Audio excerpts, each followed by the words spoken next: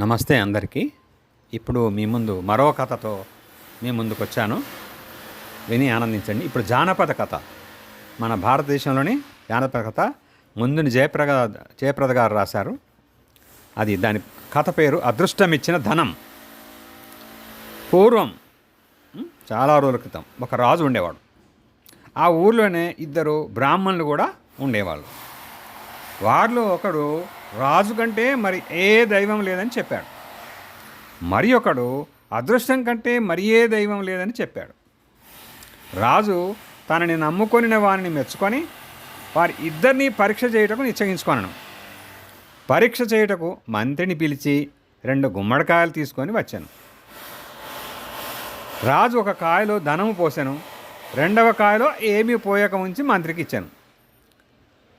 రాజు మంత్రితో, నీ ఇష్టం వచ్చిన వానికి ఇష్టం వచ్చిన కాయ ఇమ్మని చెప్పాను. మంత్రి ఒక కాయలో డబ్బు ఉన్నదని గ్రహించి ఆ కాయను రాజుగారిని నమ్ముకున్న వానికి ఇచ్చి మిగిలినది అంటే ఖాళీదనమాట అదృష్టం నమ్ముకున్న వానికి ఇచ్చేశాడు. రాజుగారిని నమ్ముకున్నవాడు డబ్బు ఉన్నదని తెలియక 10 పైసలకు దాన్ని అమ్మి వేసిందని అరిచిండు. అరిస్తే ఒక కోమటి విన్నాడు. ఆ కోమటి 10 పైసలకు కొన్నాడు. ఆ కోమటి ఏం చేశాడు, ఇంటికి వెళ్ళుటకు ప్రయాణమయ్యాడు.